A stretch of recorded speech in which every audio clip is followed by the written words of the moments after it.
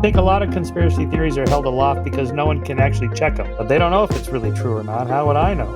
A lot of these things are held as kind of mythic beliefs. It's the kind of thing our team believes. I call that tribal conspiracism, or it's a proxy for some other belief that you hold. I call that proxy conspiracism. Whether it happened or not is sort of beside the point, like Pizzagate. Was Hillary Clinton really running a secret satanic pedophile ring out of a pizzeria? Well, whatever, probably not. I take you to the Comet Ping Pong Pizzeria and show you, look, there's no basement. They're just making pizza here. There's no child conspiracy ring. And it's not like people are going to go, oh, in that case, I'll vote for Hillary. They were never going to vote for Hillary, right? So it's a proxy truth. It's the kind of thing those Democrats would do. Whether this one's true or not is beside the point. I just hate them. I don't trust them, that kind of thing. And I think a lot of beliefs are like that. Welcome to the New Flesh Podcast, the podcast you deserve. My name is Ricky Orpike, and joining me once again is my co-conspirator, Jonathan Astro. John, how are you? Do you like a good conspiracy theory? I do. Actually, no, I'm pretty rational about most of them. But our guest today, there was one, I must say, JFK's one that I'm all in on. All right. What about you? Do you have a conspiracy that you're all in on? Oh, well, I love the moon landing being faked, just because it would involve so many people and for them to stay silent on it. But also because we're film nerds, and apparently Stanley Kubrick filmed it at a studio somewhere in the desert. So, and he did a great job, I think. So yeah, Oscar winning. Probably, maybe better than Eyes Wide Shut. Who knows? But anyway, we're perhaps we'll pick that up another time. Today's guest, Michael Shermer, conspiracy theory expert. Well, actually, I think there's probably a better expression of what he does. Cut that out. Cut that. What do I call him? It's anyway. Just listen. Yeah, just listen. Dr. Michael Shermer is the founding publisher of Skeptic magazine, the host of the podcast The Michael Shermer Show, and a presidential fellow at Chapman University, where he teaches Skepticism 101. For 18 years, he was a monthly columnist for the Scientific American. He is the author of several New York Times bestsellers, including Why People Believe Weird Things, The Believing Brain, Why Darwin Matters, The Science of Good and Evil, The Moral Arc, Heavens on Earth, Giving the Devil His Due, and most recently, Conspiracy, Why the Rational Believe the Irrational, which we'll be talking about. He also has a Substack column called Skeptic, which has over 6,000 subscribers. Michael, you must be exhausted after all that. Welcome to the New Flesh. Nice to see you guys. Thanks for having me. Michael, we'll get into substantial matters shortly, but I need to know, when you go to family get-togethers, Thanksgiving or whatnot, do the relatives who believe in Jewish lizard bankers give you a wide berth? Because in my experience, these are the types of events that feature a lot of conspiracy talk. They do. Well, I think my family members know me well enough, along with friends, to not bring up stuff that could, I guess, cause tension. Let's just say, politics and religion, you're not supposed to talk about at dinner with family. And I suppose that would apply to conspiracy theories. I don't know. Actually, now that I think about the question, no, usually people will say something like, I'm a skeptic too, but what about X? And whatever that is, 9/11 or JFK or, the lizard people or whatever. Usually it's something that's maybe not completely crazy, like what about the NSA or the Homeland Security or the US government doing things? And sometimes they are doing things, right? So one approach I have is not, one of the approaches I've taken in the book is to dispel the myth that that conspiracy theories as a term is a pejorative and should be that. In fact, it's not. Calling somebody a crazy conspiracy theorist or that's just a crazy conspiracy theory is not accurate, because in fact, a lot of conspiracy theories turn out to be true. So it's really just a simple signal detection theory problem, or, what's true problem. Some are true, some are not, some we can't tell. And, so it just depends on the particular claim. So I try to treat conspiracy theories like I would any other claim at all. Is it true? Is it possibly true? Is there some percentage of it likely to be true or not?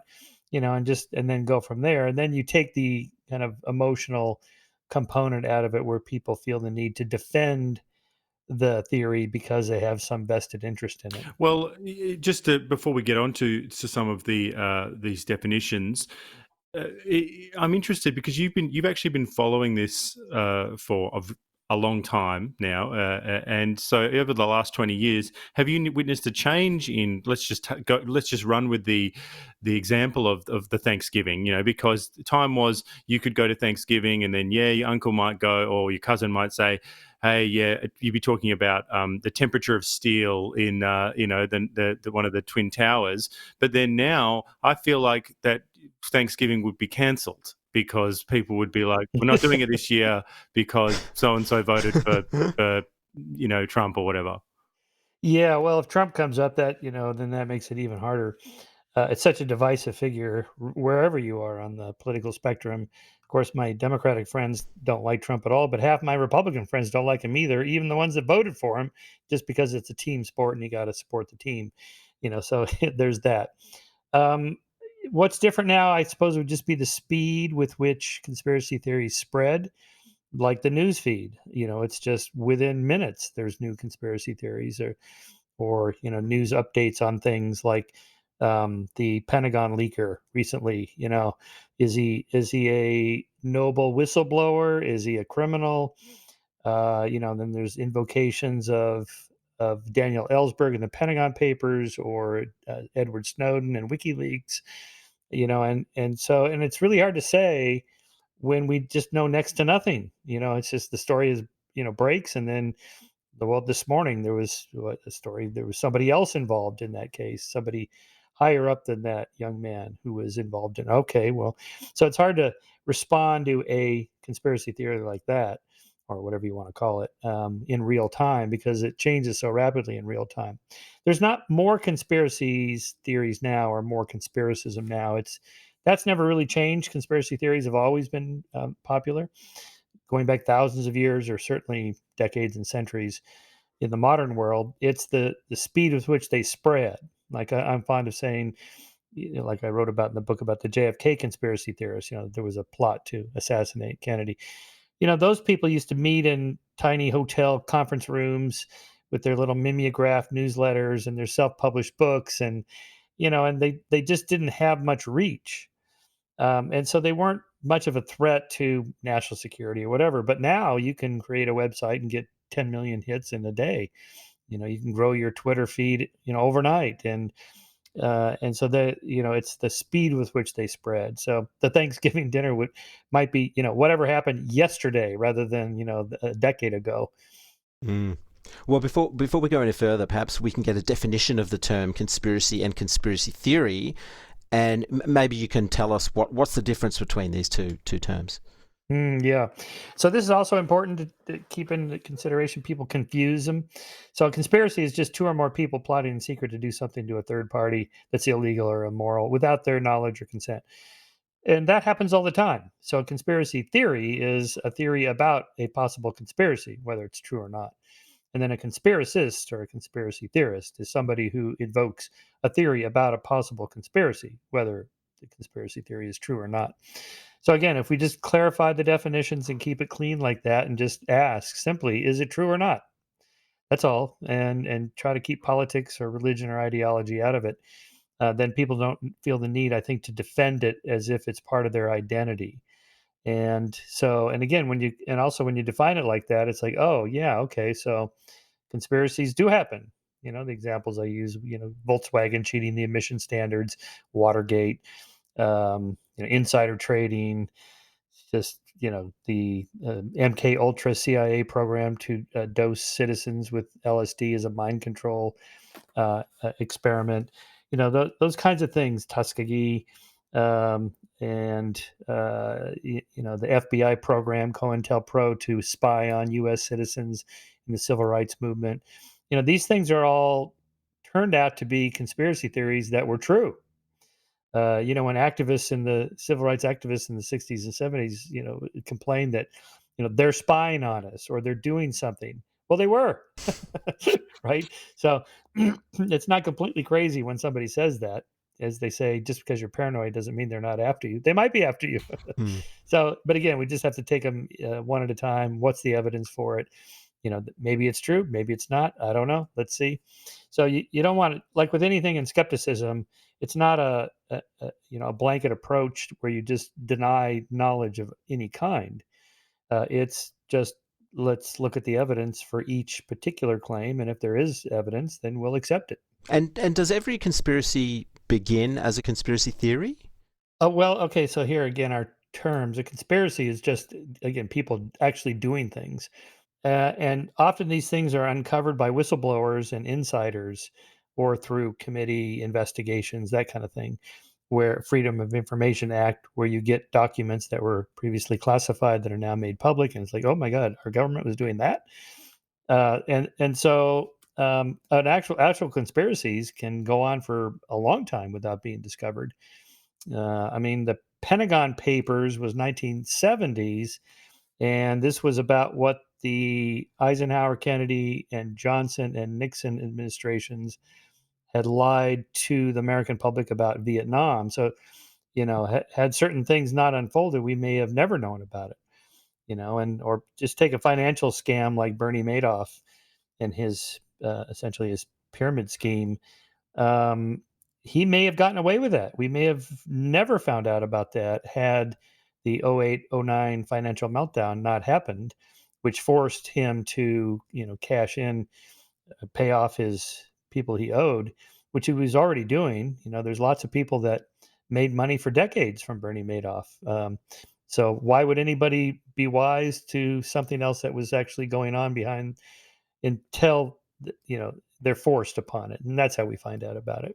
And can you outline the features of a conspiracy theory? I guess I think what you're asking is, what are the characteristics that make a conspiracy theory likely to be true or likely to be false? So the fewer people that have to be involved, or I should say the opposite direction, the more people that have to be involved, the less likely the conspiracy theory is to be true, simply because people are incompetent, they can't keep their mouth shut. It's hard to coordinate a lot of different people to do a lot of different things at the right time.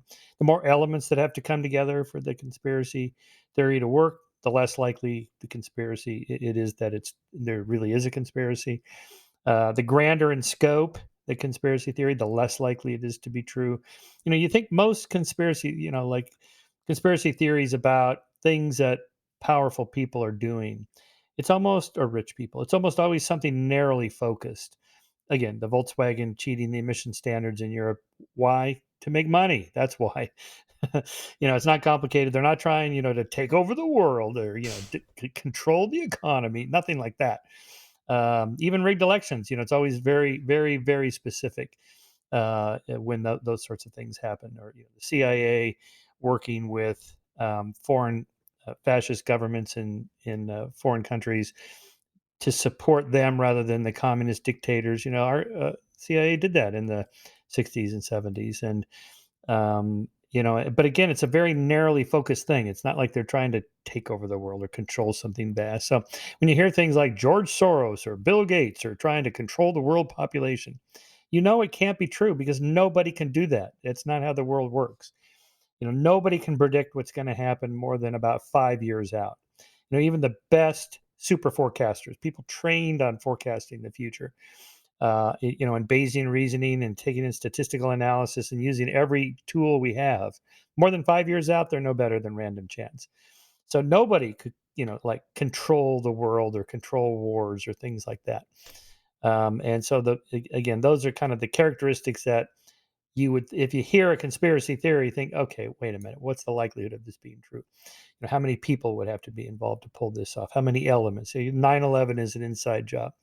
How would operatives get into the World Trade Center buildings to plant explosive devices to bring those buildings down through a controlled demolition? That's the theory. How would they do that? First of all, we know from companies that demolish buildings for a living, this happens all the time, they have hundreds of people that have to go in there and they have to break through the drywall and put the explosive devices around the supportive beams. How are you going to do that when there's police and security and 50,000 employees walking around? How's anybody going to not notice, right? And so, and also, what else would have to be true? So how many people would have to be involved? Hundreds or thousands? Not one of them wants to go on 60 Minutes and expose what oh my God, I'll tell you exactly how it happened. I was dating this guy and he told me the whole thing. Not one person has a story like that. Or WikiLeaks, that was millions of highly classified documents.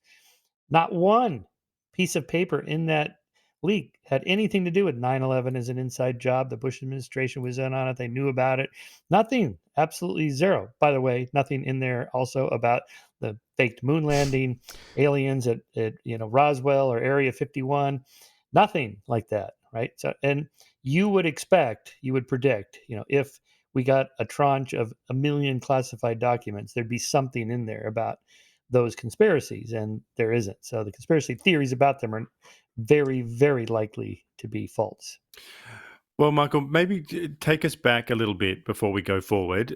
What actually got you into skepticism and conspiracies?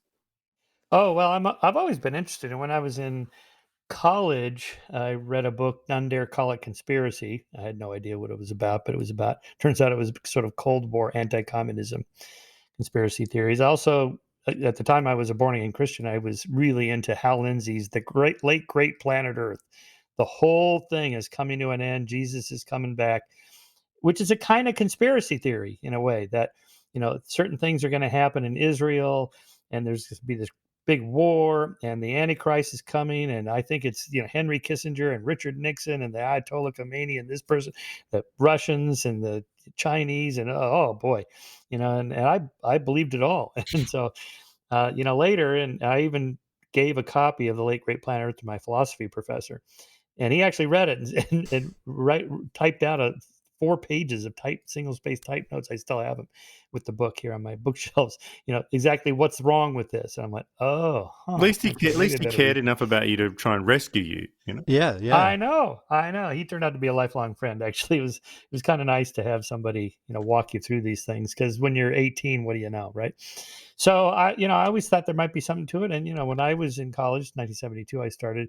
I took poli sci, and our readings were the newspaper, the daily headlines. Watergate and Vietnam and all that stuff, and Nixon. It was just crazy times. And so I always thought there's stuff going on that I really don't understand or know. And rich people, powerful people, politicians, corporate leaders, they're probably up to all sorts of things, and sometimes they are, right? So and then when we started Skeptic magazine in 1992, 31 years ago now, with my partner there, Pat Lindsay, in the back. Oh, you can't see this because we're doing this audio, but she died last year. But we started this, and conspiracy theories was always in our wheelhouse because they've always been popular. We've done several issues on JFK. JFK was the mother of all conspiracy theories until 9/11.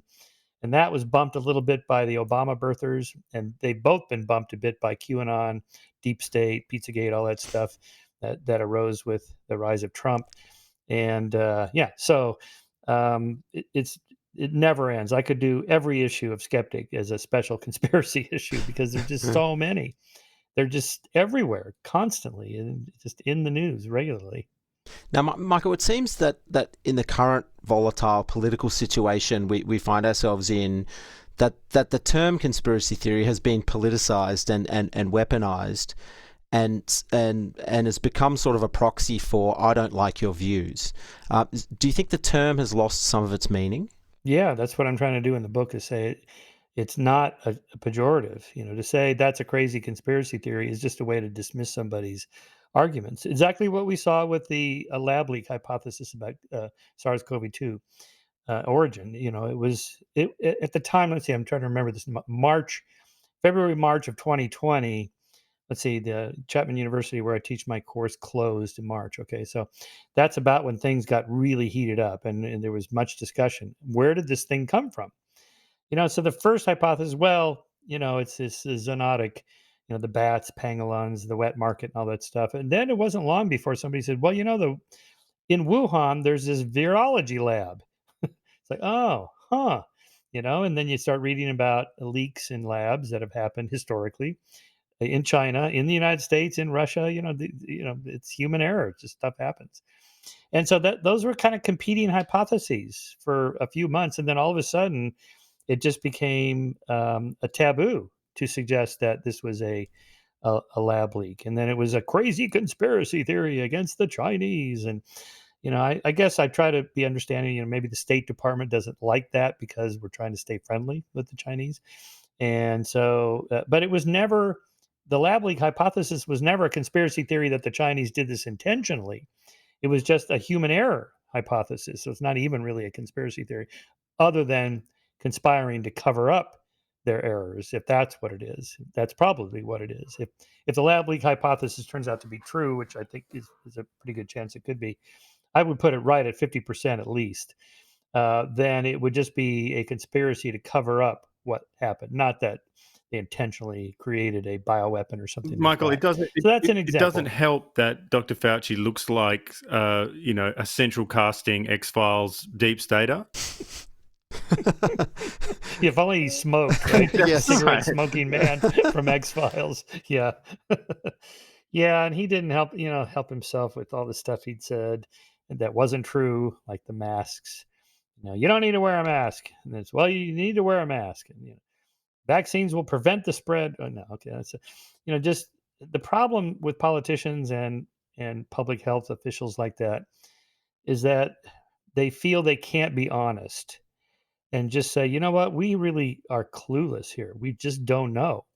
So right now we have our best guess. Here they are. Here's our three different ideas or three theories or two hypotheses, whatever.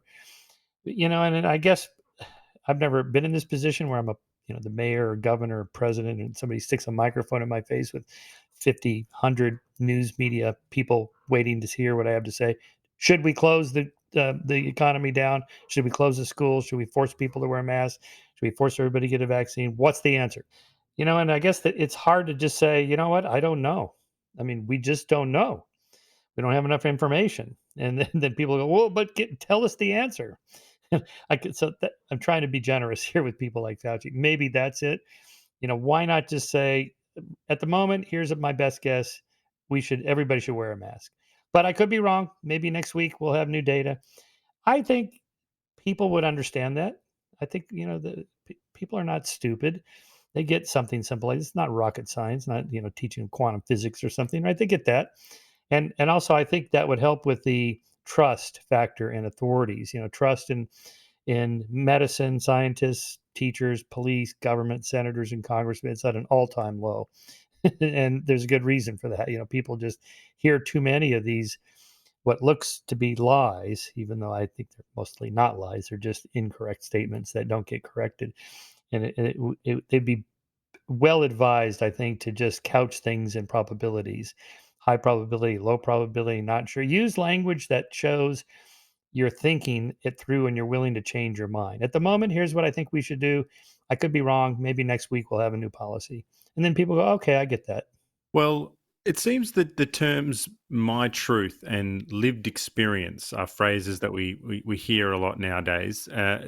Sometimes perhaps used as a sort of wild card to combat contradicting facts or on a topic, perhaps. But I'd like to get your view on this notion of "my truth" and lived experience. Yeah. Well, it's real in a sense that we all have internal truths or subjective truths. I don't know, dark chocolate better than milk chocolate, and you like milk chocolate better than dark chocolate, whatever. These are just preferences. Doesn't mean anything. So that's my lived truth. But so what? What the problem is that people are now kind of morphing that into external objective truths, as if dark chocolate is really objectively better than milk chocolate, even though I personally think that. But it's not something I can prove, right? Or, my other example, I think Stairway to Heaven is the greatest rock song of all time. And you go, no, no, no, it's Freebird. These are just preferences. They're not any kind of real truth. So the lived experience truth, it's real for that. We all have an internal dialogue in our head of what we like. We have preferences and so on. The problem gets to be where, that people get confused about this, that my belief that the earth is 10,000 years old and was created in the last 10,000 years by Yahweh. Okay. And somebody else says, well, I think the earth is 4.6 billion years old through evolution and geological forces and so on. These are not two equally objective truths. One is just a subjective religious truth, and the other is objective truth based on evidence. And that's the problem, right? And we see this now with things like the trans movement, which I've been very critical of. That somebody's internal lived experience, I feel, a guy who says, I feel like a woman. Okay, well, what do I care? I don't care personally. But, if you say, well, then I also want to, just to pull it from the headlines here, I also want to be put in a women's prison. If you're a guy, this is happening here in the state of California, or you're Leah Thomas, a swimmer. Says, I'm a male, 6'2" male, but I want to swim against women. So I identify as a woman. Well, I don't really care what Leah Thomas does personally. If that's her lived experience and she needs to do that, okay, fine. But don't conflict with other people's, rights, which are grounded in actually objective facts about biology and male and female differences in sports, for example. So there you see that conflict there. Or more broadly, postmodernism and the relativism of truth, that, science is just another way of knowing, no better than other ways of knowing, whatever those would be. And that science is, the commitment to empiricism, reason, logic, facts, evidence is a, white male colonial imperialistic capitalistic way of knowing, or some such thing like this, is really, it's not just wrong, it's really in a way degrading to people that are not white. What you that people of color can't be objective, rational? What are you talking about? Right? And that's where the problem gets, so-called science wars in the 1990s, where, all truths are equal, or the postmodernism of more recent take on this. They're just people just confusing these internal, lived experience truths versus objective truths. And in science, we really need to know what's actually true if we're going to make decisions about medicine or public health or any engineering, any kind of, thing that makes a difference like that. There was a guest we had on recently, Eric Kaufman, who in his interview, it was really striking. It was the first time I'd heard.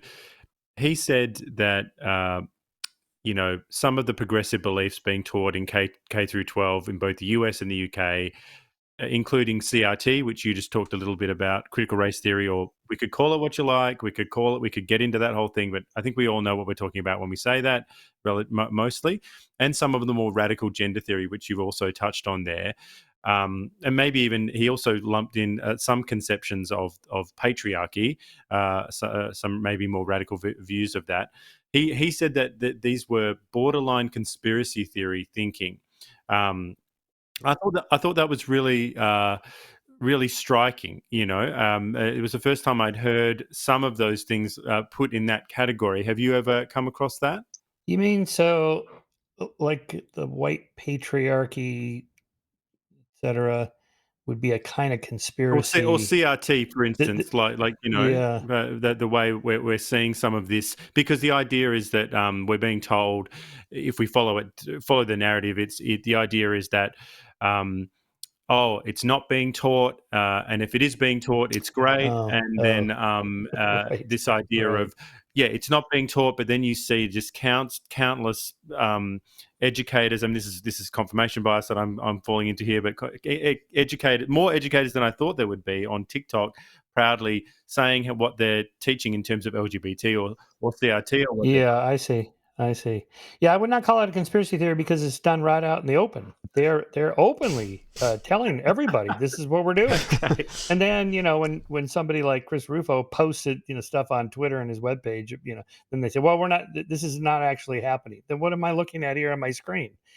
Right. So I suppose the denial that it's happening is kind of a conspiracy theory. But for the most part, most of the sort of Marxist related postmodernism and so on is out in the open. They're openly doing this, and so are the people rebutting it. Like I mentioned, Chris Rufo or Ron DeSantis in Florida. There's no secret about it. They're holding press conferences. This is what we're going to do. We're going to punish Disney by following. We're going to ban this and that. Right. So I think it would be more of a conspiracy theory if it was done secretly. And these are older conspiracy theories about, communists infiltrating the State Department in the 1950s, say, and the whole McCarthyism kind of witch hunt. that was more conspiracy theory laden, because it was that it doesn't look like any of this is happening, but it is, and we're going to expose it, right? And so, that was a kind of a witch hunt. Today, I think it's more out in the open. So, okay, fine. I'd rather it be out in the open. Just tell us what it is you believe and what you want to do, and we'll evaluate it. So, by the same token, is it fair to call the Russiagate investigations sort of a what they would see as a left-wing conspiracy? Just on a, for example, the reason I bring it up is because being an outsider, just on a very superficial level, watching Rachel Maddow on MSNBC with the sound off, she seemed just as wild-eyed as the guy from Heaven's Gate. Marshall Applewhite, yeah. That's funny. I've never heard that analogy. Yeah, I can see that. Maybe I probably analogously turning on Tucker Carlson with the sound off would probably have the same effect, because he has that He's sort very of bug-eyed expressive, look yes. on his face too. Yeah, that whole thing, the whole modern American media, and as you probably heard today, that the Fox News settled with the Dominion company within that lawsuit. They settled for about half, so about $780 million they're paying the Dominion company to just go away, because they make so much money from their stars. They pretty much, the evening Fox News people bring in a huge amount of money. So yeah, but all that's pretty much out in the open. I think the media today is just so polarized now. But again, it's not secret. They just talk about every night on both sides, and accusing the others of doing things. That's where the conspiracy theory, I guess, would be. The left wants to destroy America. You hear this a lot. The left, the progressive left. They hate America. They hate, whatever.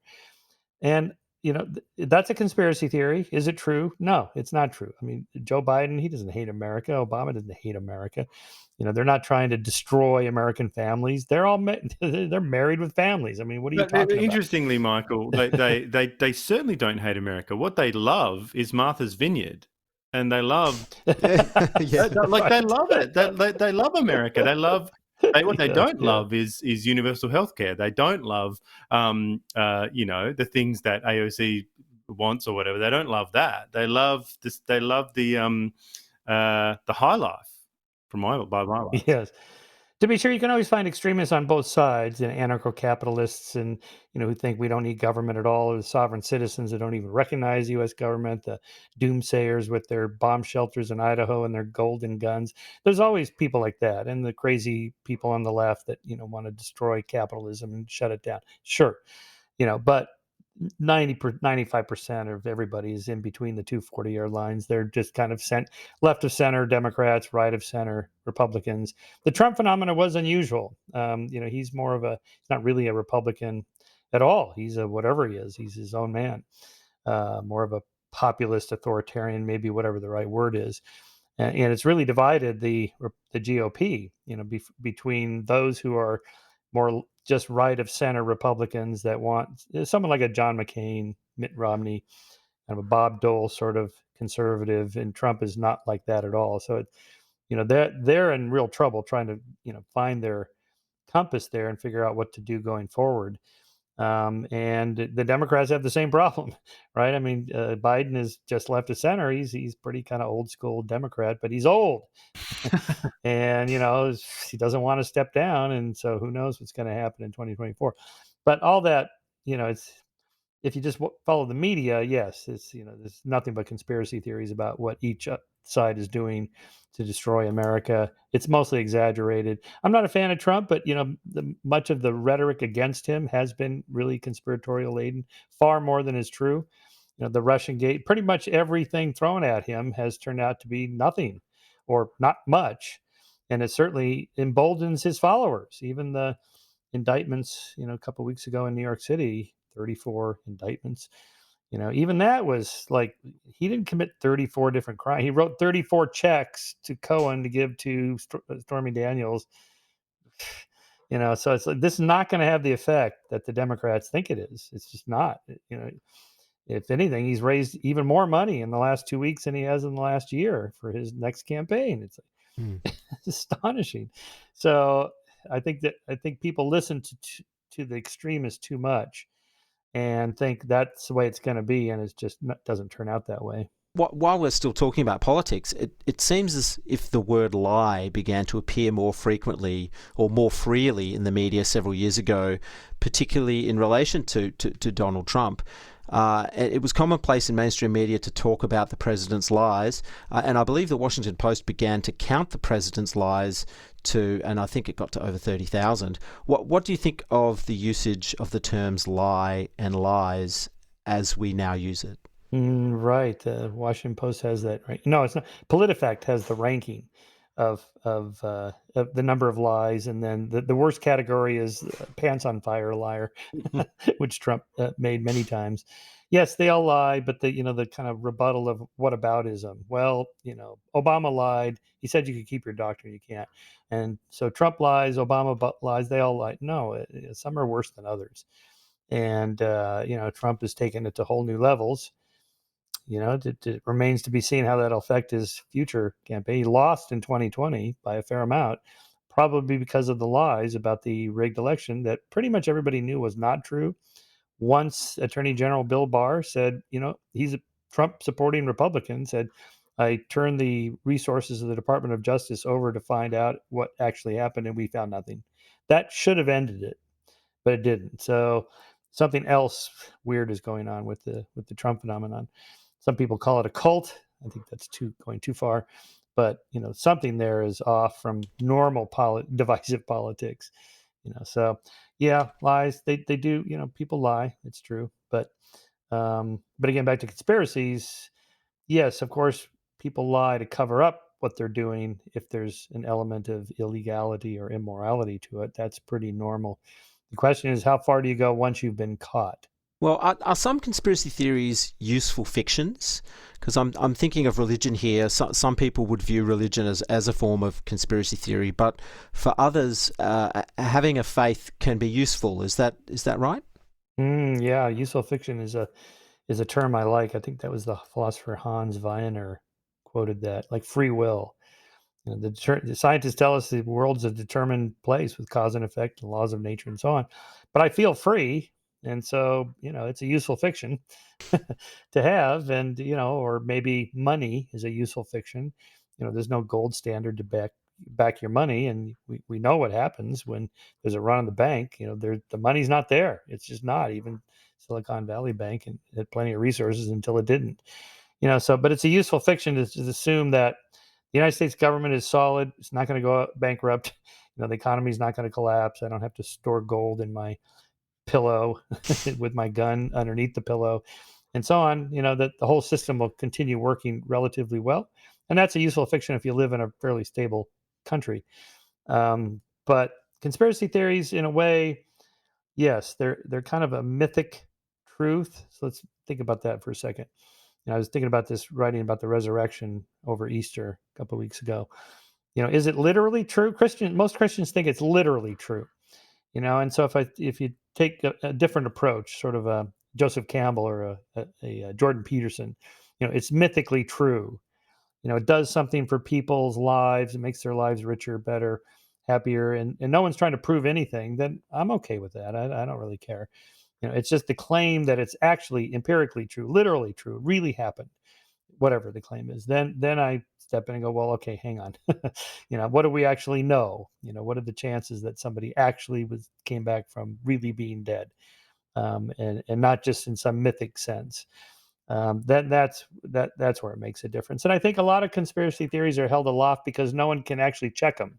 They don't know if it's really true or not. How would I know if this election was rigged or not? I wouldn't even know who to call, right? So a lot of these things are held as kind of mythic beliefs. It's the kind of thing our team believes. I call that tribal conspiracism, or it's a proxy for some other belief that you hold. I call that proxy conspiracism. Whether it happened or not is sort of beside the point, like Pizzagate. Was Hillary Clinton really running a secret satanic pedophile ring out of a pizzeria? Well, come on, whatever. Probably not. I take you to the Comet Ping Pong Pizzeria and show you, look, there's no basement. They're just making pizza here. There's no child conspiracy ring. And it's not like people are going to go, oh, in that case, I'll vote for Hillary. They were never going to vote for Hillary, right? So it's a proxy truth. It's the kind of thing those Democrats would do. Whether this one's true or not is beside the point. I just hate them.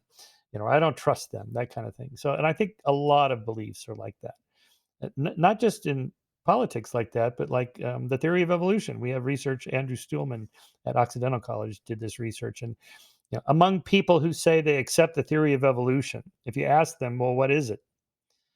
They have a hard time explaining it. They give some Lamarckian explanation. Well, the giraffe stretches its neck, and then the offspring have longer necks. No, that isn't what the theory of evolution says, right? So when they say I believe it, what they're really saying is, yeah, I trust science. I don't know much about it, but all the experts say it's true, so I guess it probably is true. Climate change, vaccines, the Big Bang theory, whatever, germ theory of disease. I think most people accept these things because they trust science as an institution that usually gets it right. And so something like the pandemic, where they got it wrong a lot, makes people distrust the system. So I think these are what I call proxy beliefs, or they're sort of stand-in for something else. Who can actually fact check these things? Who has time? I don't know. It's like the people that, like another study done. This is by Dan Kahan. Asking people, how does a zipper work? You know how a zipper works? Oh yeah, of course I know how a zipper works. How does it work? Well, you got these two little thingies here, and you hook them in there, and you got this doohickey, and you pull on it. And or draw a bicycle. People have a hard time drawing a bicycle. Everybody knows, or NAFTA. What's NAFTA? People say I support NAFTA, or I'm against NAFTA. What is it? It's that North America. It's some kind of trade thing. Some of the kind. I don't know. Right. So I think people, when they publicly signal they believe or they don't believe something, they're just reflecting, like, this is my group believes this, and that other group believes something different, and I don't like them, so I'm going to be skeptical of that. Climate change got bundled with Democrats after Al Gore's film, An Inconvenient Truth. He's the vice president of the Democratic administration. So like, oh, this is one of those crazy left-wing liberal conspiracies to destroy American capitalism and free enterprise, but it didn't used to be that way. The EPA was created under Richard Nixon, right? Conservatives used to be in favor of conserving the environment. So it became more of a left-wing thing when it got bundled with politics. And that's the kind of thing I'm talking about. Well, you've mentioned evolution in a different context there, but do conspiracy theories and the formation of them serve some sort of evolutionary function? I mean, yeah, I've read in your work that they've been around since the beginning. I think so. Yeah. So one of my arguments is that it's not irrational to believe conspiracy theories, in the sense that enough of them are true that it pays to be a little constructively paranoid. So I call this constructive conspiracism.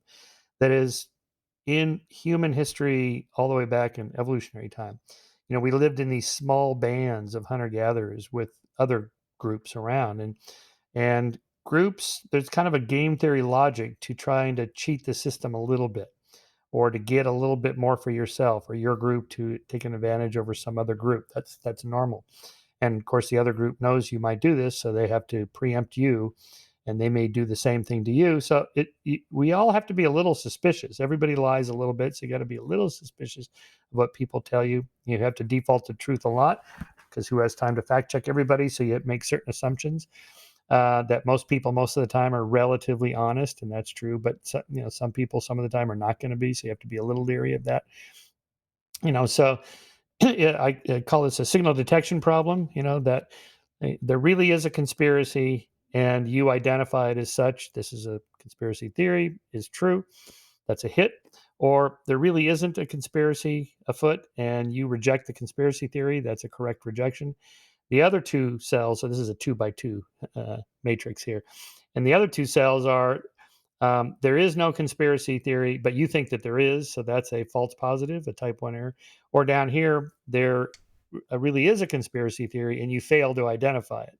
That's a type 2 error. So the one error is worse than the other. That is, the failure to identify an actual plot against you could be much more costly than making a type 1 error of just of finding a pattern that isn't real. And I apply that model actually to any kind of superstition, any kind of belief, that the rustle in the grass? Is it a dangerous predator? Or is it just the wind? Well, if you assume it's a dangerous predator, it turns out it's just a wind. That's a false positive, type 1 error, but that's relatively harmless. You just become more careful and cautious, but no harm. But if you think the rustle in the grass is just the wind, it turns out it's a dangerous predator, you're lunch. Congratulations, you've just been given a Darwin Award for taking yourself out of the gene pool early before reproducing. So I'm arguing that we're the descendants of people that make more type 1 errors than type 2 errors. That is, assume conspiracy theories or whatever is real when they're not, just in case. And so I think that's the basis of conspiracism. It's normal, it's rational, it's often productive, it's adaptive to so believe, even if you get it wrong sometimes. Usually getting it wrong, unless you storm the Capitol on January 6th or do something goofy like that. Most people that hold conspiracy theories, they don't lose their jobs, their spouses don't leave them, and so on. I mean, this did happen a little bit during the pandemic when QAnon was popular, and there were actually divorces and families breaking up and people losing their jobs because they went so far down the rabbit hole. But most people don't. They just kind of quietly hold these beliefs to themselves. Maybe they bring it up at the Thanksgiving family dinner, but that they're your family. They have to love you no matter what, right? So it's not like you're going to get fired from your family or they're going to kick you out of the family. So, Michael, what's the line So, between? I think this is so fascinating because I think it's fair to say we must all be a little bit conspiratorial in our thinking. So, at what point is it charming and you're an interesting person? Because I've found that people who don't believe in any of it, they are. Well, I just think that the other people, if I'm sat next to them, they're quite fun, because so at what point is it like that film Harvey with James Stewart where they just believe in a big rabbit and it's because the whole thing is everyone in that movie is desperately trying to lock him up, like treat him like dangerous, but he's just a lovely man who believes in a big rabbit. What's the big deal? And then at what point does it become in the middle ground, the Q shaman, and then we're often off to the races, to the barricades? Yeah, I was just actually lecturing on this last night to my students, who are all 18 years old. And I showed them this video clip of this woman in Texas who we found her for this Netflix series on brainwashing that I worked on, where during the pandemic, she went down the rabbit hole, the QAnon rabbit hole.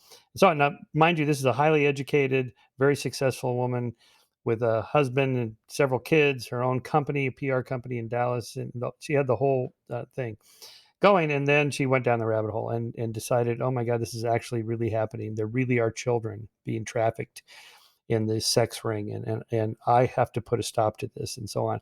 And she just got so into it and she actually played for us on her cell phone the message her husband left her. It's either QAnon or I'm taking the kids. What are you going to do? If you choose me and the kids or QAnon? And she said, I chose QAnon. You slowly put on the Q shaman hat and was like, you do the math.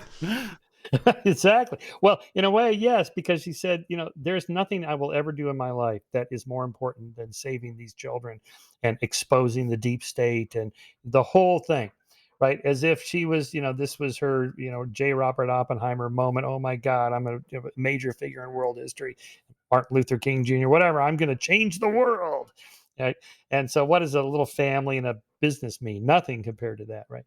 Then, of course, she came to her senses later and went back to her family. But that's what I told my students. If your spouse leaves you, you've probably gone too far, right? If you lose your job, it's probably too much. But I think I've read this in your book where you talk about conspiracy theories are like coping strategies. So in your case there, I mean, perhaps for this lady to believe in QAnon was somehow bringing order to a chaos in the world that she just couldn't deal with. Is that sort of a main driver, perhaps, of why people get heavily into conspiracy theories? Yeah, it's one of the main drivers of kind of laying over the chaos of the world some structure or order. And I have a quote from somebody else that was the guy that wrote V for Vendetta. I forget the guy's Alan name. Moore. Anyway, he said, yeah, that's it. Yeah, it's just such a great quote that it's not the cigarette smoking man or the alien lizard running the world. It's nobody is in charge. that's really scary, right? It's like, oh, right. No one is in charge. In fact, not only that, no one even really understands how these complex systems work. You have teams of PhD economists that can't agree on why there's inflation and what to do about it. It's like, how can that be? Right? It's kind of easier to think, well, there's these 12 guys in London called the Illuminati, and they're pulling the strings, or it's George Soros and Bill Gates and Elon Musk. They're all secretly running the world. At least I can understand that. I know rich, powerful people do things. That's easier to understand than that there's some complex supply side economics. No, it's not supply side. It's Keynesian economics. Well, what's that? And all of a sudden, you got a 500-page textbook in economics, and I don't even understand all the math in there. It's like, whoa, right? So conspiracy theories simplify, they cut through things. They're entertaining. Actually, there's some new research on the entertainment value of conspiracy theory. They're like a good movie, right? I mean, just think about JFK, Oliver Stone's JFK. Oh my God, it's just total bullshit. It's just like 100 lies in that film, but it's so compelling. When I watch it, I can't stop watching. When Donald Sutherland is giving that speech about the military industrial complex and the helicopters and the this and the that and the money, follow the money, like Watergate and so on. It's like, whoa, yeah, it's entertaining, it's interesting, and it feels also brings the conspiracy theorist into the game. Like, I am a major player. I am in the equation now. I understand what's really going on. Right. So it's very ego stroking in that sense. You don't feel like a total outsider. I mean, one of the drivers of conspiracism is people out of power think that people in power are up to no good. And this switches the moment one party wins the election, the other party goes away and thinks, well, they're up to no good. Right. And then they win the next round. They think, oh, no, there's no conspiracy. And, then the other party thinks there's a conspiracy afoot. So it's called conspiracy theories is for losers. Whoever loses the election thinks the other one cheated. That's pretty normal. What was weird about Trump is that he didn't give it up. Usually after a few weeks, the candidate concedes and start focusing on the next election or whatever. So it's unusual what we're going through now. But yeah, so that's part of it. Also, cognitive dissonance. If it's hard to give up a belief you hold very deeply. That's part of your defining characteristic of yourself, and that to give it up is very difficult. So you can concoct conspiracy theories to keep it alive. There's a proportionality bias, that is the size of the conspiracy theory. It's big. It's 9/11 or JFK or Princess Diana. And people have a hard time thinking that these things actually happen by small causes. It's a big event, so you want a big cause. The Holocaust, one of the worst things to ever happen in human history. What was the cause? By the Nazi regime, one of the worst political regimes in human history. There's a kind of a balance there, right? But like 9/11 is this huge event. It's just gigantic in our imaginations. And 19 guys with box cutters pulled this off. Are you kidding me? Come on. There had to be some other elements to it. Princess Diana, cause of death, drunk driving, speeding, no seatbelt. Come on. She's a princess. She can't die the way the rest of the hoi polloi die. But I don't right? understand that 9/11 one, Michael, because it's what they did, dreadful as it was brilliant. Like their plan, Totally. their plan was Right. absolutely brilliant, and it's the simplicity of why it's so brilliant. And so when people go on about, if someone came to me with two plans, someone's like, okay, I'm going to get these charges, and we're going to get these 300 people to plant these charges in this building, and this other guy came in and said, I'm going to get some guys, send them to flight school, and then we're going to go down to a hardware store and get some box cutters, and then we're going to slam the buildings at the World Trade Center. I mean, I'd go, wait a minute, this guy firstly, this plan sounds cheaper. Secondly, it's brilliant. Why can't people get this in their heads? I know, it's true. Osama bin Laden spent $500,000 on the entire project. That's nothing. And he's not shy of a coin as well. So right. That's a great expression. Yeah, that's right. And so just 19 guys in a box. Come on, doesn't feel right. JFK, leader of the free world, most powerful man, and so just brought down by who? Lee Harvey Oswald, some lone nut. It doesn't feel right. Right? There's a lack of proportionality between cause and effect, and I think that throws people off.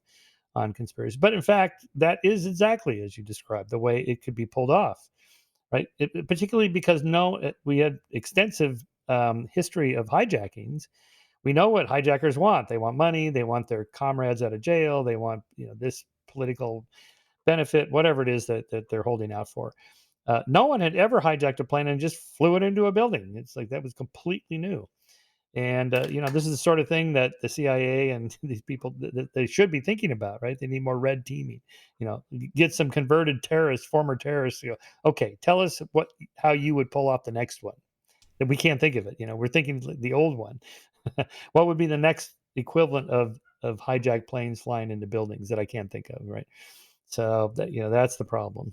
So we're trying to bring our audience as much practical advice as we can, which your book does have a lot in it, particularly if they happen to be a 9/11 truther from way back. But out of the many cognitive biases that we're prone to as humans, which couple do you think that we should be focusing on countering? I'm thinking of the ones that you see as a someone in your field that come up just routinely. The couple that you just go, okay, all right, that's low hanging fruit. Let's knock those two out straight away. Yeah. Well, confirmation bias, part of motivated reasoning. People are motivated to not find the truth, but to win their argument, defend our side. So the my side bias, our side is always right, the other side is always wrong. I'm motivated to find evidence to support my side, confirm my hypothesis, my belief, my theory. Everybody does this, absolutely everybody, including scientists that are trained not to do this. They do this, so you have to force yourself to think of what would it take to change my mind. This is a question I always ask people. That's really an interesting conspiracy theory you got there. What would it take to falsify it? Not just what evidence do you have in support of it, because they'll have all kinds of little weird things, anomalies that happened, and how do you explain this? How do you explain that? And but what positive evidence do you have in favor of it? And then what evidence would force you to change your mind? Like, oh yeah, okay, never mind. I think I was wrong there. And most people never think of that. It's, in fact, we know from studies in cognitive psychology, most people do not attempt to falsify their beliefs. They don't look for contrary evidence. It's really difficult to do that. In fact, so for example, you give a group of people a healthcare reform plan. And if you tell a group of self-identified Republicans this was written by a Republican, they'll praise it and evaluate it fairly positively. If you tell them it was written by a Democrat, they'll rip it apart and find all the problems with it, and vice versa. You flip the valence there. And so people have a hard time finding problems with things that they believe in, that is part of their team, right? So that would be the best thing we could do. And not just for conspiracy theories. I mean, the whole replication crisis in science, in which something like over half of all psychological studies ever published probably should never have been published. They have failed to replicate, or people find contrary evidence to it. And part of the problem is that because scientists are pressured to publish or perish, they publish. And they massage the data. They do this thing called p-hacking, or they don't report all the different studies they ran. They ran 9 different experiments and they published the one that was significant, right? And that gets printed up in the media. And these are these kind of cutesy findings, like the power pose. Stand there with your shoulders back, and then you'll exude confidence, and this will get you the raise. I've done that one, Michael. Does it work? I don't think so. Or if you stand at the top of an elevator and ask people for donations, they'll give more money than at the bottom of the escalator. Why? People that have a cleaner desktop or laptop screen, they're more generous than people that have a messy. And this goes on and on. There's hundreds of these kind of findings that fail to replicate. Why? Because of the confirmation bias. Scientists are just looking for evidence to support it. All right, let's run an experiment that would disprove your hypothesis. It's like, I can't think of any. Right. So you got to find somebody that will try to refute you. That's the biggest one. Just simply ask, what would it take to change your mind of anybody about anything? My favorite example of this is when Bill Nye the Science Guy was debating Ken Ham, the young Earth creationist, at the Answers in Genesis Center there, where they build an ark. This is in Kentucky, the Creationism Museum. And so the moderator asked each of them, what would it take to change your mind? So Bill had a great answer, equivalent of what J.B.S. Haldane said. Fossil rabbits in the Precambrian, right? Where the trilobites and fossil rabbits. Impossible. That would refute the theory of evolution, and no one has ever found that. Ken Ham said nothing. The Bible is the word of God. That's it. I already know the answers. That's the problem. And the problem, to state it simply, is that you're not God and neither am I, or there is objective truth, only I don't know what it is and you don't either. So we have to start from a position of epistemological humility. I don't know, and I could be wrong. I mean, every politician should say this before every speech. I could be wrong, but here's what I think at the moment. You just almost never hear that. Well, I feel like there was a time before misinformation czars and social media fact checkers when it was a little charming to believe in kooky ideas and weird things, which we've touched on a little bit. But, people are often now painted as sinister or dangerous if they go against some popular narratives. Why should we care if old Uncle Dave believes in chemtrails or our next door neighbor is a 9/11 truther? What's the harm?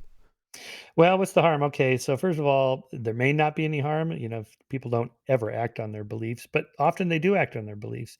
Also, there's a correlation between believing in one kind of conspiracy theory and then believing in a lot of others, right? So people that tick the box for chemtrails are also more likely to think vaccines cause autism or are a part of some pandemic to destroy the American economy or whatever.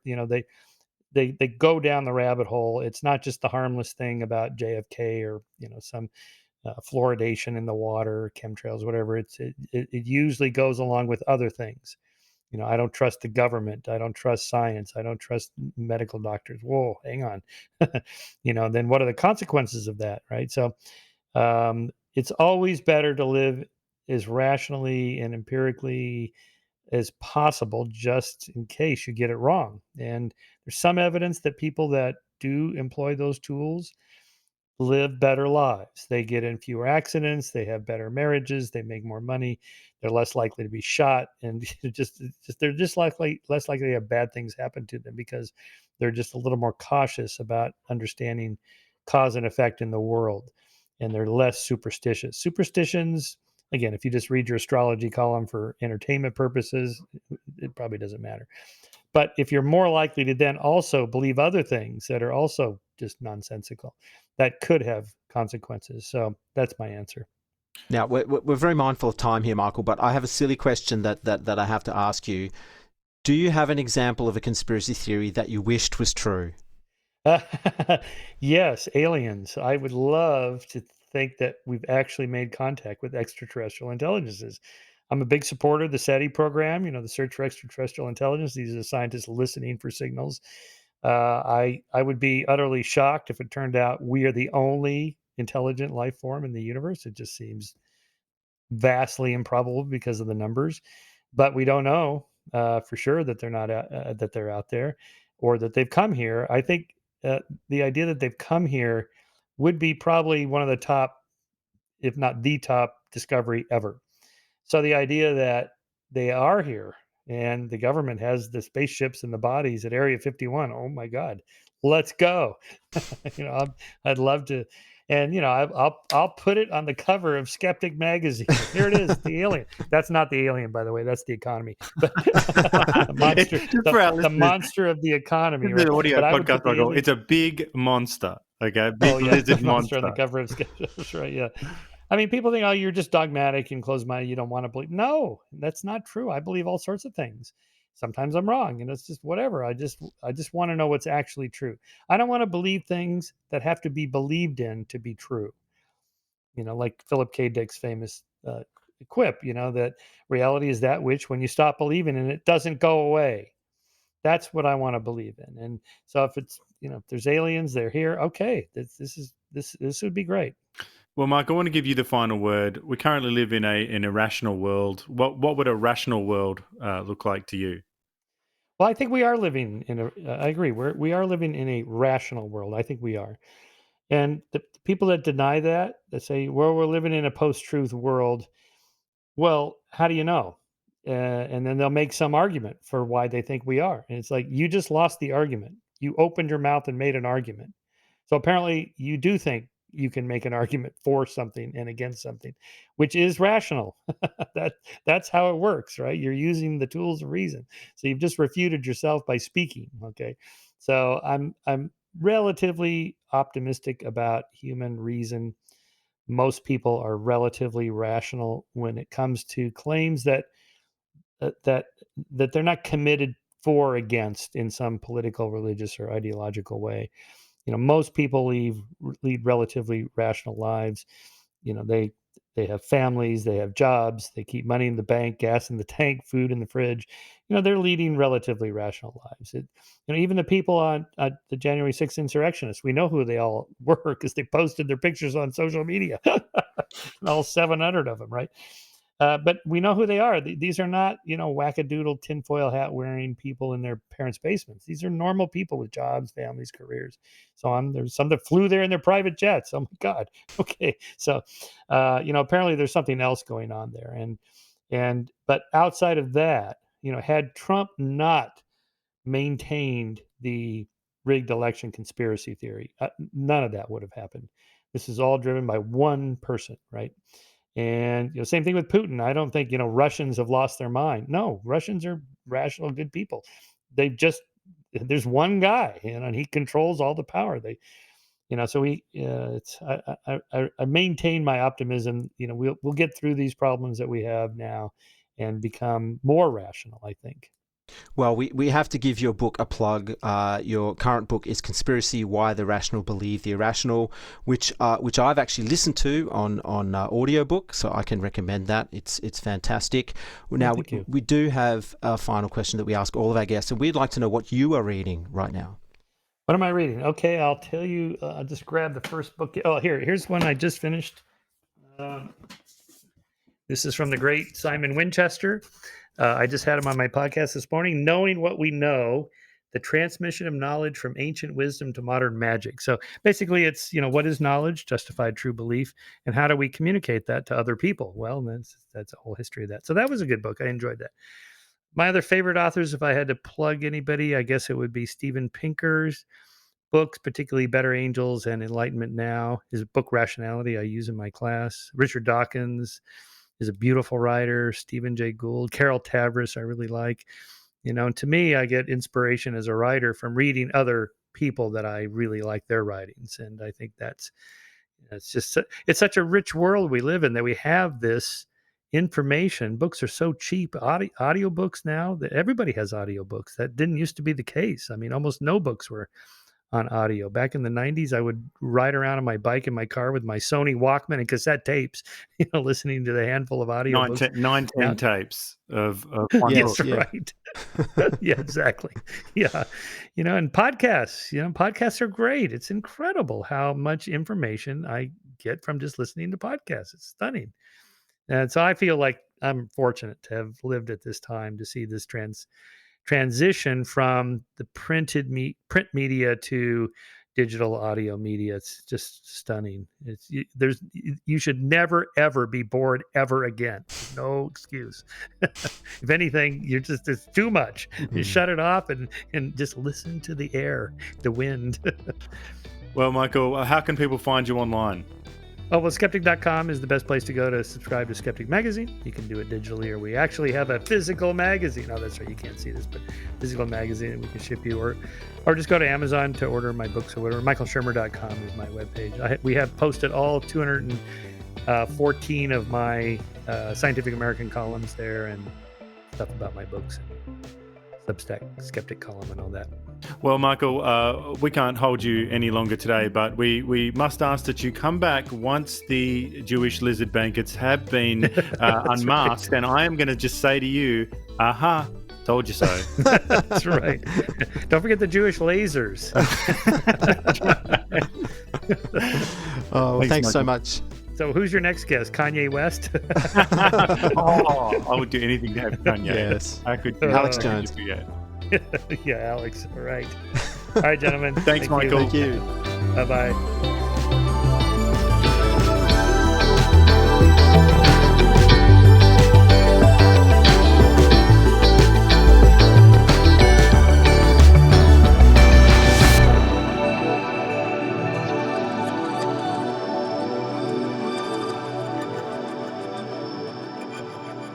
Thank you for listening to the New Flesh podcast. If you like our work, please consider rating us on Apple Podcasts or even writing us a review. It really does help the show reach a wider audience. We'll be back with another episode next week. Until then, long live the New Flesh.